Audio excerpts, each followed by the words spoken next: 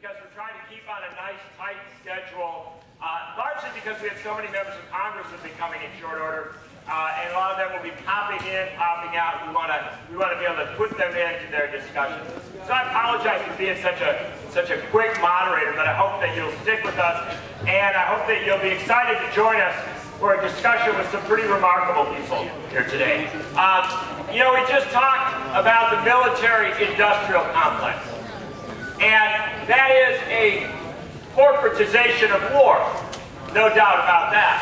But I am gonna ask we're doing interviews and stuff, which I love, and I think it's great that media is doing that, but if we could take those outside, it would be fabulous. Military-industrial complex is, in fact, a corporatization of war. It creates a lobby for war funded by the U.S. taxpayer. You put the money in and then it turns around and comes back and argues for more war. But that fits into a reality that we have a corporate complex, a corporate political complex in this country where every major industry comes to our government, asks for money, gets money from it, and then turns that money around so that it can then make more money.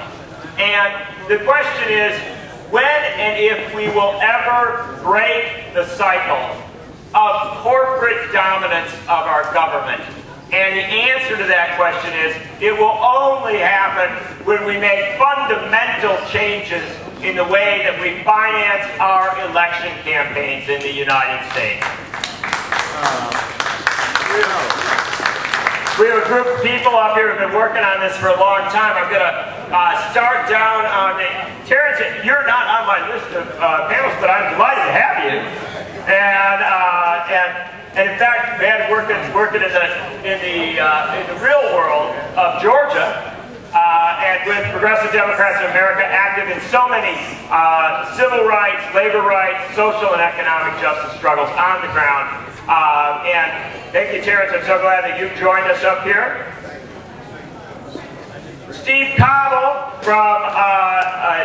Steve is a co-founder of PDA, but more than that, I think it's important to understand that when we talked about the work that was done back after Downing Street, Steve was in on that. When we talked about the Reverend Jackson, who spoke earlier, the Reverend Jackson had Steve Cobble, obviously, as one of his campaign advisors in his 1988 campaign, helping to shape the Rainbow Coalition. Steve Cobble also was and has been for many years a key advisor to Dennis Kucinich as he's tried to bring a peace politics into the Democratic Party. Steve Cobble.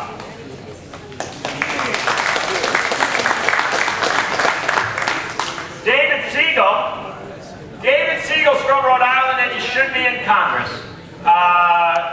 Unfortunately, the voters of Rhode Island decided that they would rather he joined our panel today. But David's a former state representative from Rhode Island who has been very, very active with all sorts of different progressive groupings, now working with Demand Progress, a group that is really trying to clean up our politics in so many ways. David Siegel. And finally, we have many. This day is sick with former presidential candidates. The place is packed with them. Started out with the Reverend Jesse Jackson. We'll end with Michael Dukakis. But in the middle, we have the 2004 Green Party nominee for President of the United States, David Cobb. So David's activism is more significant. As much as I loved your presidential race, it was a fascinating race. And David's real activism has been, for many, many decades, as an anti-corporate campaigner. And David is here with his many hats on, but the one that of particular significance today is with the group Move to Amend, which seeks to amend the Constitution of the United States so that we can overrule the Citizens United. So let's begin. Steve, I want to start with you because you've actually done the political game on the inside from so many different perspectives. And I'm interested in starting out. Hey, I'm going to do one thing though first. Folks back in the corner. That's Tim. Tim, you got to quiet your corner there. Thank you so much. But on the way, yeah, but Tim, you become a representative of the troublesome corner. You know? The term scapegoat comes to mind. Now, Mr. Cobble, before we were so rudely interrupted by Mr. Carpenter. Common for current. Steve, you've run campaigns and you've worked politics at a lot of different levels. People will say money has always been in politics. The corporate money, corporate influence has always been there. But it's different now, isn't it? Yes, it's absolutely different. Thank you. Steve Cobble. I was doing my Joe Biden imitation. Yes.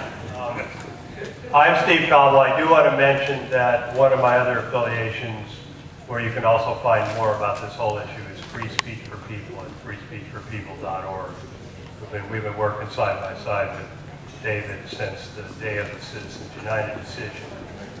And the Citizens United decision is an ugly, break in the levee, if you will. That it didn't start this problem, but it ramped it up to levels that we've never seen before and which are totally out of control. And I know I'm not telling any of you anything because you already know this and you see it on TV every day. And to some extent it's even worse than the military-industrial complex that was talked about before because, of course, television makes money from that money. So we don't have any allies here at all. They're not going to say so, but they're on the other side because they make a big profit from all the ads that the Citizens United money starts. I want to take a second, though, and put this whole thing in context. When you drive down from Washington, D.C. to Charlotte, the Canary Coalition. as I did yesterday, and I've done it many times before. I'm just giving up press packets. You go by Greensboro, United States. and every time I do, For the United States. I think of February 1960 and those 4 kids, first in their families to go to college, young African Americans in a segregated South, who, for no logical reason, no real expectation that the state that was soon to produce Jesse Helms as their U.S. Senator was actually going to respond to their action. They went down and sat at that lunch counter and refused to move. And that was a signal moment in the civil rights movement. It led fairly quickly in historic terms to one person, one vote. And that's the principle that's being violated every day by this Citizens United stuff, by this money in politics. It's not one person, one vote in the simple sense of going to vote, which is pretty fundamental, but it's one person, one voice, one equal voice. The sense that everybody's dignity and fairness should be equal, and no matter where you started or what you think, you should get to talk. And those 4 students believed in that more than the rest of their country did, even though they'd never tasted that actual experience. And that's the context that we're fighting this fight right now. Everybody on stage, all of you. And right now, we're not exactly winning. This is a very difficult problem we've got where the Supreme Court opened this thing up full blast. And so I'm going to actually end this little piece by saying, my name is Steve Cobble, and I voted for Barack Obama. But I'm also going to say, I'm going to vote for him again. And the reason I'm going to vote for him again is in very major part in the hopes that we can get a 5th Supreme Court justice and build a movement behind it so that we get somebody else like Sotomayor on that court and we get that 5th vote and start to roll this thing back. Our job is to build a movement to make sure that happens, but without a president, it won't happen. And I'm not apologetic for the fact that I'm going to cast that vote for Barack Obama, even though everything that was said on the first panel is true, and we all know it's true. But that 5th Supreme Court justice is not peanut. Steve Cobble. Trevor Dixon. What Steve said there, and we're not going to do a voting rights panel here or voter ID panel here per se, because we want to take a broad scope of corporate influence. But you're working in Georgia. you're seeing some of the reality of when you give an immense amount of money, kind of like free rein to corporate interests to intervene in our politics, they don't just buy TV ads, they buy an infrastructure that favors them. Tell us a little bit about that, some of the things you're going to try and comment. And I'm glad you said that, because it seems like my city, beautiful, beautiful Augusta, Georgia, and the state of Georgia, in fact, seems to create an area where the Chamber of Commerce and the American Legislative Exchange Council all meet. It really does feel that way. It's mainly closer to the golf course, though. Yeah, absolutely. Well, oh, come on. Don't talk about our favorite place. Tiger might hear you. And you'll mess up, yeah, Condi Rice too. Yeah, our first female war criminal. But at any rate, I'm sorry. Okay, I'm gonna clean it up.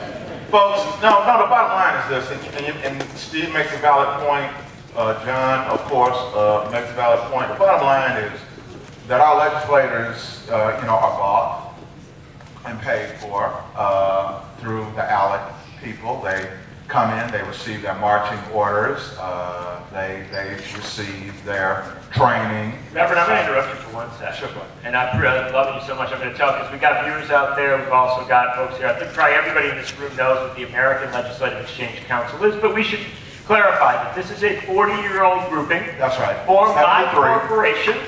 corporations. It has more than 2,000 members who are state legislators. And they go and meet with the corporate folks who give them specific marching orders, model legislation to pass, and two key pieces of legislation of relevance in recent discourse. One, stand your ground laws, like the one that was used as a defense in the shooting, in Castle Doctrine laws, the shooting of Trayvon Martin. And two, voter ID laws, like those used in states across this country to try and deny the franchise to millions of American voters. The American legislature. And let me say this, when what was done in Florida in 2000, that is the goal.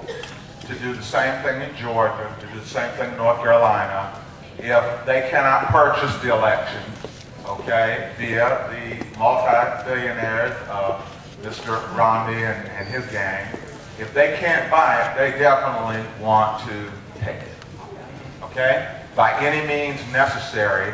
They have no problem with doing that, because they have no conscience. So it is incumbent upon us, and let me say why I am supporting and going to cast my vote for the incumbent, is because of the fact of the people in this room and the things that we believe. Because if we get so caught up on the emotion of it, then the corporations win. If we get so caught up on the emotion of it, the state legislators who are getting orders from these folks win. We cannot give them another win anymore. We can't do that. So, ladies and gentlemen, I'm asking all of us, it's on us, to carry forth the battle against voter suppression. They're coming after college students. They're coming after the elderly. They're coming after ex-felons. They're coming after everybody they can think of to disqualify, to disenfranchise. Our Muslim and Asian American brothers and sisters, our Latino brothers and sisters, we've got to do what we can. We've got to knock on those doors. We've got to go out there and do that. So I just want to say that that's what's going on. And in Georgia, we're revving up. I came down here for a reason, and that is to get as much support as I can for Georgia to go back, and so that we can make sure that we have clean, fair elections, or as close as we can come to that.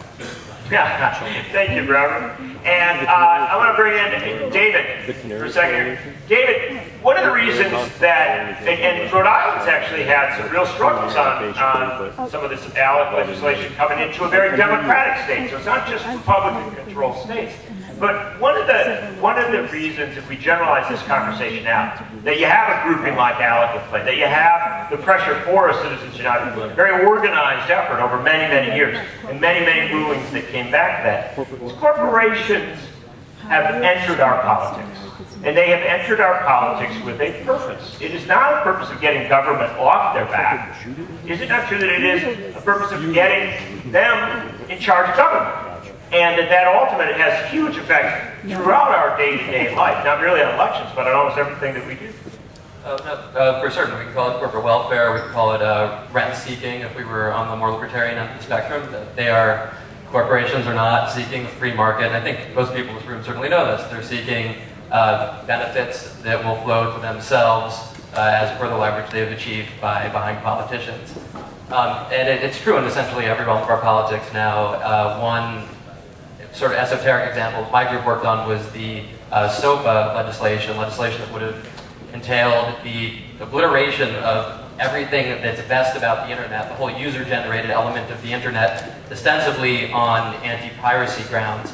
And this was foisted upon us by an industry lobby, just like all of these other wars have been foisted on us by industry lobbies, like bailouts, like financial deregulation, excuse me, by Hollywood and by the content industry trying to crack down on one of the few things that makes me hopeful about some potential revival in our democracy, the ability to come together relatively freely online, to speak to one another, to organize, to protest. And it was put forth by some people who are generally understood to be progressive champions on many issues. Patrick Leahy of Vermont was the lead sponsor on the Senate side, because he happens to be the chairman of the Judiciary Committee, and the Judiciary Committee happens to be the most robust recipient of donations from Hollywood and from the recording artists. So this person who many of us would celebrate for his stances on matters of war, privacy, Patriot Act, became our greatest antagonist on one of the most severe attacks on free speech that we've seen in, I don't know, my time in politics. But it doesn't just stop there. That's your area of work, and you've done, and let us know that this still, and you're getting older by the minute, but still very young-looking man played an absolutely pivotal role in keeping the internet free, keeping the internet open. Had it not been for building those left-right coalitions, we might well have lost it. But that's it. It's a structural. One of the things about corporate engagement in our politics is that it's a structuralist involvement. They want to change voting laws. They want to change how we regulate the internet. It's really to game the complex parts of the system so that the system overall works in their favor. Absolutely. And one tangent I'd like to take, and we've spoken about Citizens United, which is obviously a horrific Supreme Court decision and one that needs to be remediated. But if we rewind to 2010, it's not as though things were, you can't see it at that point. The Nirvana era of 2010. We went to war in Afghanistan, we went to war in Iraq before 2010. We saw the deregulation of financial markets. We saw a bankruptcy reform law perpetrated by our current vice president, something he does not catch nearly enough flack for. We saw the bailouts before the Citizens United decision, and so we need to amend the Constitution to remediate that decision for certain, but we also need to leverage the broad esteem around that movement into a grander fix of our campaign finance laws and push issues like public financing, things that used to be at the fore of the agenda before that decision was leveled. Thank you, David Siegel. And now, David Kopp. David actually got us into a good bit of turf for where you've been working so much. Yeah, a nice setup there, right? But this is an interesting thing because David said, you know, overturning Citizens United in and of itself, nice idea, but it takes us back to 2010. In fact, much of the work you're doing goes much deeper than that. Not merely overturning one bad Supreme Court ruling, but overturning a pattern of legislation and rulings over many, many years that has given immense power in our politics and really in our lives to corporations. Give us a sense of where we begin to undo that. What should we be focusing on as we think about that?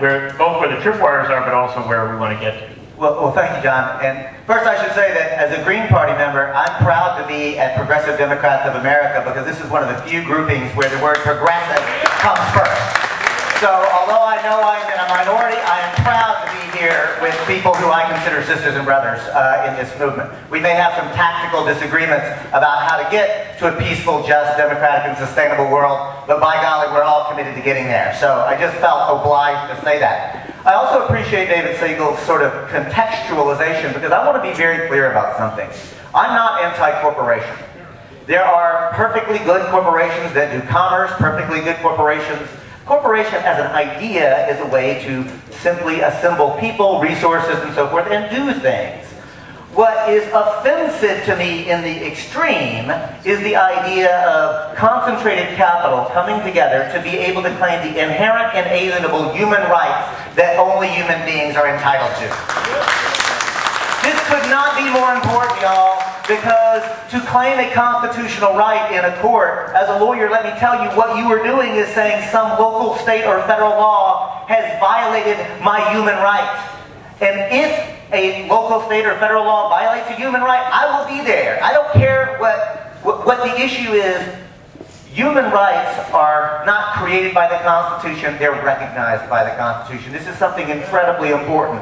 What the court did, not just in Citizens United, but what the court have done in creating legal doctrines, not just one court case, not just one bit of legislation, but legal doctrines to say that concentrated capital cannot be democratically controlled. It is to steal our sacred right to self-government. Because no matter how hard we work to pass an environmental protection law, a public health law, a public safety law, a campaign fine, we can't even protect the integrity of our electoral process without corporate lawyers being able to roll into court and overturn them. So, yes, I've been working for about 15 years on this notion of abolishing in its entirety the idea that a corporation has constitutional rights. Thank you. We are also at Move to Amend absolutely dedicated to tying that to the idea to abolish in its entirety the idea that money equals speech. Because here's the important thing. There are political disagreements that we may have with our fellow Americans. But the principle of a democratic republic is one that actually not only can we make common ground with, but there is a consensus in this country about how our country is supposed to operate. Now, I also feel obliged very quickly to acknowledge this. In its current incarnation, the United States of America is fundamentally racist, sexist, and class oppressive. And that needs to be said out loud. So the corporation is the instrument that is being used to continue this racist, sexist, class oppressive, and ecologically destructive practices. And get this, it's very important, and then I'll pass the microphone, but we need to understand that the concept of the transnational corporation, as we understood it, and understand it, was actually originally created only in the 15th and 16th century as joint stock companies. Specifically, what I'm getting at is the modern transnational corporation was created as an intentional, deliberate instrument of imperialism. That's what it was designed to do, right? So I'm not anti-corporation in the idea that most of the businesses that are taking place in this country are just engaging in commerce, they're doing good and important things. But when we understand the context of the transnational corporation, it by necessity brings us into conversations around race and sex and gender and class. And I guess what we're getting at here, I'm getting at is, I believe we are in the early stages of a democracy movement in the United States. The most dangerous threat to a democracy movement in the United States used to be the mistaken belief that we had one. But thanks to, frankly, and this may be controversial, but thanks to both the Occupy movement and the Tea Party movement, that's kind of getting passé. People are recognizing that there is a small ruling elite. So I'll conclude with this. As horrific as the Citizens United decision is, and it was horrific, I will tell you this. I welcome the clarity.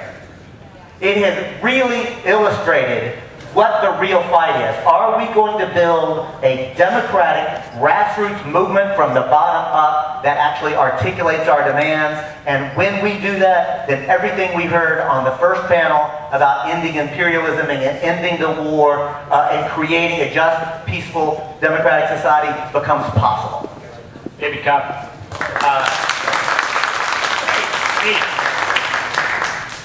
Intervene here with an interesting concept, or at least one that I think is highly significant and dramatically undercovered in our media.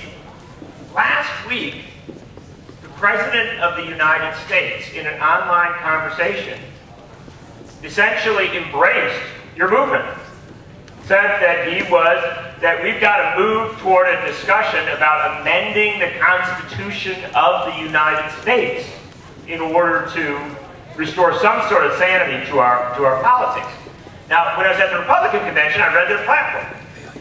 The Republican platform says very specifically there's not enough money in politics. It's not. You can't make it up. And there's not enough money in politics, and in fact says that they will defend the Citizens United ruling and that they are absolutely passionate about it.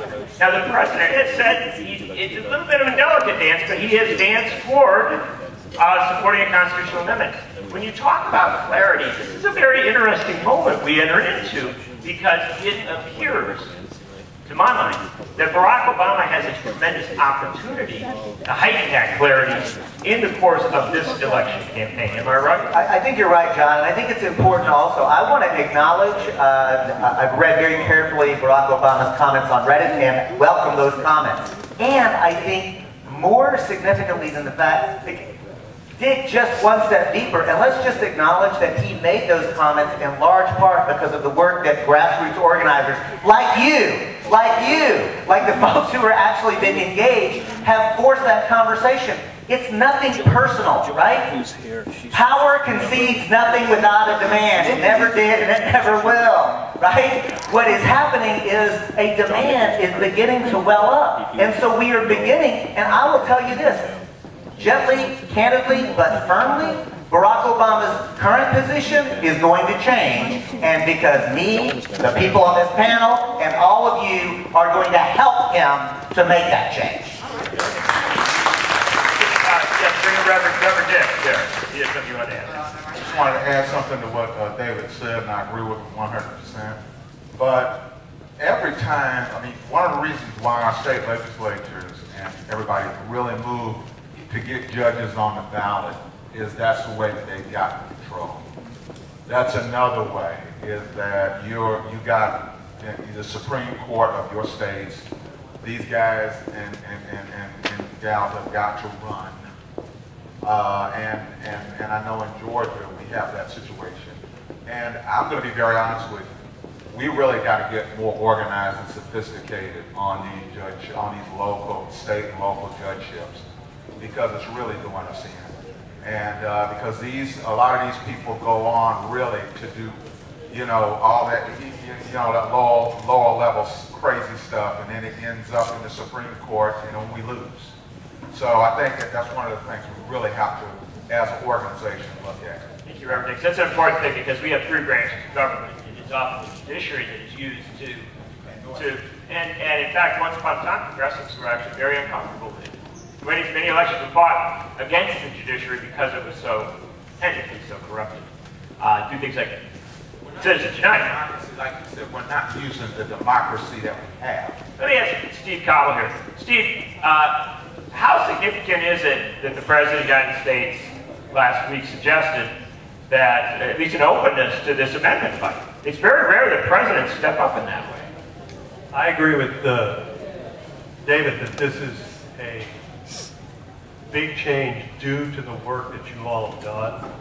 The president was open to it. He made a similar comment as soon as Citizens United was passed. You all remember Alito shaking his head in the gallery at the State of the Union. And then let a year and a half go by. And the obvious reason why he probably did that was that he wanted as much of that money for his re-election as he could assemble. Between now and Election Day, you become more important, that money becomes less important. He's gotten about all of it he's going to get, and it wasn't as much as he thought he was going to get.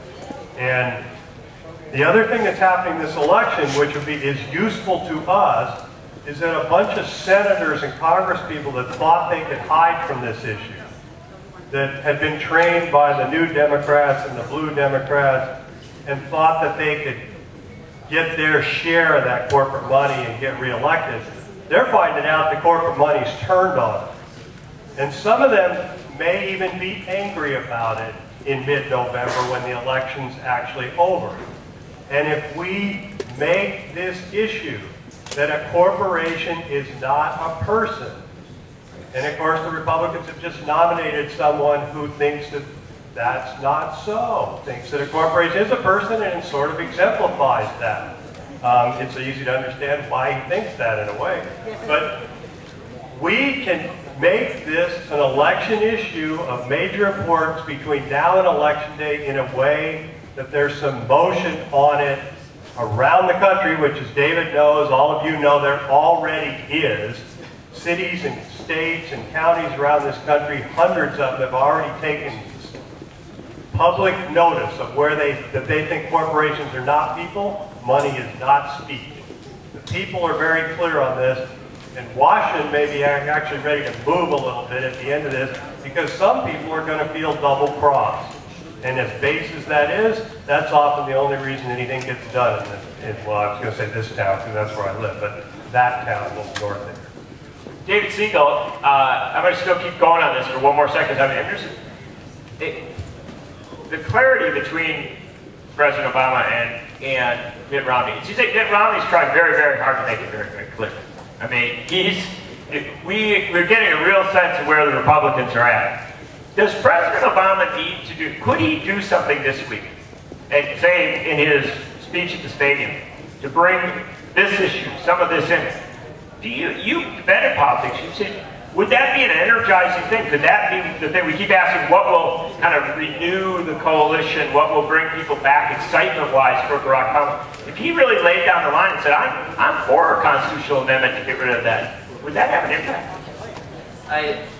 I think it would. With many rank and file activists, it would mean something to me, though. At this I'm not trying to get into your head per se. I want your political. I'm beyond the notion that he actually shares our values at large on most of these issues. I mean, we've seen him so consistently hedge towards the status quo, towards the plutocracy, whenever he's had the opportunity to do so, whether it's health care, refusing to include a public option, or Medicare for all, which many in this room support. The bailouts, refusing to make a move towards breaking up the banks.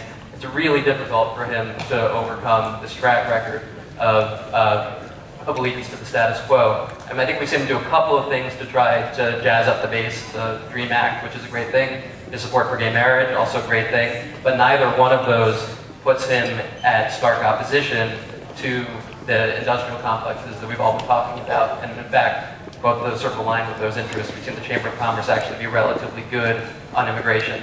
And of course, he's deported far more people than George Bush did, and more people than would be helped by the DREAM Act. So I'm getting a little bit far afield, but I think that he's made a couple of moves to energize the base, but they are very clearly those that did not interfere with the will of corporations, Chamber of Commerce, ALEC, and so on. I'm going to tip this one, but keep on for a second, David. The issue itself, were he to do that, it has an energizing character to it. People, like I have seen across this country, people get Citizens United, and they have a profound desire to move to amend it. And to have a clarity in the race for president would have some significant, I would think, some relevance. I think that it would. I think it would help him politically if he frames it the appropriate way. It's actually kind of surprising to me. I hadn't read the language you're talking about, that language that started and landed in the Republican platform, because yeah, it's pretty amazing. Yeah. It's worth a read. And because we see it, as I think David was talking about earlier, that even 60% of Republicans on our side on this issue, apparently they're not the people who drafted the platform. 76%. 70% of Republicans are, okay. And if Obama can begin to speak to those people, then that will obviously accrue to his benefit electorally. Whether that then yields an amendment, in which the president doesn't have a say, in which we need 2/3 of the Congress and 3/4 of the legislature to pass, is a different story. But it would help kickstart this movement and provide momentum to all of our work. You'd like to hear. I would like to hear him say it. And I'm not trying to get you to say. And obviously, you did great things in sliced bread. I'm just interested from the pure political standpoint. I think it's useful, but it's interesting that as with gay marriage, it's hard to see what he will actually do moving forward in a concrete way through the use of his office to make that happen. He can use the bully pulpit, and he would be a very welcome ally if he began to. He hasn't done it much on any of these issues to date. But there's still a lot of organizing that needs to take place thereafter. We need to start persuading Republican elected officers or start replacing them with people who will be on our side on this issue. John Huntsman is actually kind of edged in the right direction, and I noticed he wasn't at the Republican convention. David Cobb, okay, so some value if the president would actually grab the issue and come out forward. But at the end of the day, the reality that pressure's got to come from below. Tell us about what's happening across the country right now on this issue, because again, we've talked a little about media in the last panel. Media dramatically undercovers the extent to which there's a grassroots revolution going on. There really is, John, and I want to say a couple of things very quickly. Number one, the Move to Amend coalition did not even exist before 2010. Today, we just ticked over 228,000 people who were involved. If you're not involved yet, go to movetoamend.org and sign up so we can be in touch with you. Number two, we have organized over 100 local affiliates, people who have said, this is the issue that I want to work on in my community. That's an amazing, as an organizer, like, that's kind of a big deal, right? In addition to that, as my pal Steve Cobble pointed out, we helped to pass over 300 local resolutions at the city and county level. But even deeper, what I'm most proud of is that already we put this on the ballot in 7 different jurisdictions. That is to say, a citizen resolution, an advisory. When we do that, John Nichols, we win by supermajorities. And get this, we've won every single one. The one I'm most proud of is a place that John Nichols and myself know, maybe nobody else in this room will know where West Allis, Wisconsin is. I will tell you, hey, all right. So here's the thing, West Allis has a couple of... Can I just ask, where are you from? Hey, Wisconsin in the house. Fabulous. All right. No, it gets better than that because I see the rest of the row there. I've got Kenosha and Racine represented as well. And I made a mistake by saying Wisconsin in front of Nichols. That's great. My bad. That's great state. But I want to say that I think Wisconsinites will agree that West Allis, Wisconsin is possibly not in the absolute forefront of the progressive reform movement of the 20th. So thanks for that setup, John Nichols, to tell you this, that Republicans outnumber Greens and Democrats together by about a 6.5 to 3.5. That's about where the numbers are in party registration. Deeper still, this is a community that voted for George Bush in 2000 and 2004, voted for John McCain in 2008. And in the Wisconsin presidential primary, and remember that this is the last state where Santorum made his last stand, so you had a huge upsurge in Republican interest in that primary. In that context, in a Republican-dominated electorate, our organizers put Move to Amend on the ballot, and we won by 72% of the votes.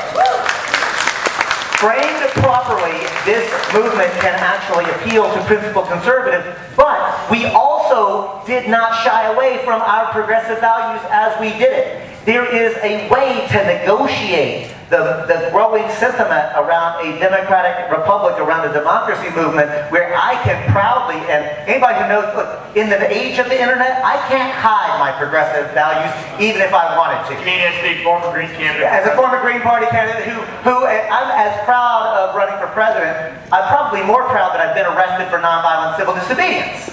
Right? I use all the tools, right? My history is there, so I don't try to hide my progressive values, but I try to live them and articulate them through Move to Amend in ways that are not completely off-putting to people who don't already share them. That, John Nichols, is what I think is what we're seeing bubbling up. And the last thing I'll say, because you mentioned media, corporate media has completely, they're not just underreporting Move to Amend, they're virtually not covering it. I ask, if you have a Facebook account, raise your hand, for real. Even if you don't like the fact that you have a Facebook account. Okay, a couple of other hands went up. If you're willing to use your status update to say, I just joined movetoamend.org, check it out, raise your hand. Do you realize that 1,000 more people will know about this movement if you do that? Status updates on Facebook, Twitter, social media, talking to each other without the mediating influence of, with all due respect, John Nichols, the national media, without the mediating influence of how that actually operates. That is actually why this movement is growing, and it's why we're going to win. Hey, David Cobb. Steve Cobble. I just want to say, John, that those of you who were here when Reverend Jackson spoke this morning, he talked about the fact that this is a Fort Sumter Tea Party movement that we have now, not a Boston Tea Party movement. And this issue about corporations being people and corporate personhood, corporate money, money is speech, that's the way you break that up. And you take it away from race, a Fort Sumter Tea Party, and you turn it into a Boston Tea Party, which all of you remember was people went and throwing the tea of the East India Tea Company into the harbor. That should show you something about how respectful the colonists thought corporations were. They just tossed their tea in the harbor to make a bigger point. You can break this up with this issue, and the far edge of what we normally consider conservative foreign turf is with us on this issue. They don't like the corporate power either. Right now it's being buried under racism. It doesn't have to be. Very good. Reverend? Yeah. I want to make a point, and I think it's real important. In 2008, when Barack Obama won, the only thing that the Republicans and the conservatives had left was the Southeast. That was it. They had nothing else. And the jewel of the Southeast is your home state. Well, please don't keep reminding me of that. But what it did, whereas other people see a problem, you know, PDA and the rest of us saw an opportunity. And one of the things that we did was we started looking at a progressive Southern strategy. And by the way, what does that have to do with move to amend? What does that have to do with the peace movement? What does that have to do with all this? These are ideas that are now starting to sink in here in the Southeast. That's why we're here in North Carolina. That's why Georgia, Louisiana, and we are starting to really get active in the Southeast. Keep one thing in mind as you go back to all your other places throughout the country. There are three names I want you to think about. Alan Grayson. I want you to think about Wayne Powell. And I want you to think about a rising star coming out of Georgia by the name of Leslie Messenger, who is here with us today. Well, can I point out all three of those? Absolutely. But I want to let you know, well, wait, I'm going to do a little precursor here. The bottom line, folks, is I want you to understand that the South can change. It is changing. I'm glad you brought up the Fort Sumter Tea Party. Reverend and I, we come from neighboring states. He comes from South Carolina, I come from Georgia. It is not the same place. I've got New South brothers and sisters, Al Gore, Cynthia McKinney, another candidate for president under the Green Party, Bill Clinton. This is a new South and a new day. So we, in this room, are making the impact we need to make.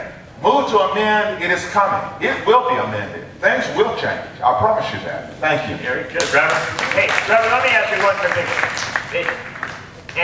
And you can do, the practice is, in a state like Georgia, you can do, when you get beyond sort of standard partisanship, you can talk to people about this corporate stuff, and they are angry. The anger's there. It's not, this isn't just some Madison, Wisconsin, or San Francisco thing. The anti-corporate sentiment is real. Being an old itinerant preacher down in Augusta, Georgia, the bottom line, ladies and gentlemen, is that people of all stripes are very concerned that their privacy, that their rights are being eroded even by corporations who they know are no longer the good citizens that they once were. They don't play that game anymore. They're starting to ask questions. They're starting to get engaged. But they need the leadership of the people in this room and the people on the stage so they can be able to stand up. They want to stand up, but they're kind of afraid because they feel like they're by themselves. So that's why we're going to continue to build this movement. David Siegel. Hey, thank you. You may applaud. We're trying to move quickly here. Sometimes we step on our applause lines, not as badly as Scott Walker did at the Republican National Convention. But, and I know we don't have a chair here to talk to, but I love it when you do applause to these wonderful folks. David Siegel, there are people who, I hear people say all the time, don't worry about cleaning up all this corporate campaign money or all the corporate stuff, because we've got the internet now, and the internet will set us free. And you know that. There's people say, oh yeah, it's all going to happen online, we won't have to worry about all this. In reality, the internet is a huge battleground in what we're talking about right now, because we are moving toward a digital future. Our campaigns will exist there, but the people who have colonized our broadcast media are more than ready to colonize the internet. For certain, and they've already started to, and it makes some of the battles that my group Demand Progress wages so important. And SOPA was an attempt by the corporatists to take over the internet. There's an active battle being waged around the issue of net neutrality, the question of whether a corporation that provides you with internet service can prioritize your being able to access certain content that the mega conglomerate of which they're a part also owns above and beyond other information. And we need to keep fighting there to maintain an open platform. Somehow, to date, we've been relatively successful, as much as that sometimes amazes me.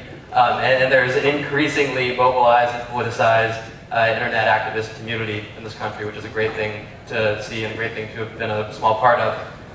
And then, more broadly, the internet must be maintained as an open platform, must start to serve some of the purpose that the public square has served in the past, as we see increasing militarization of police attempts to prevent us to gather in general open spaces. We saw the Occupy movement, and as we see outside of conventions like this every 4 years.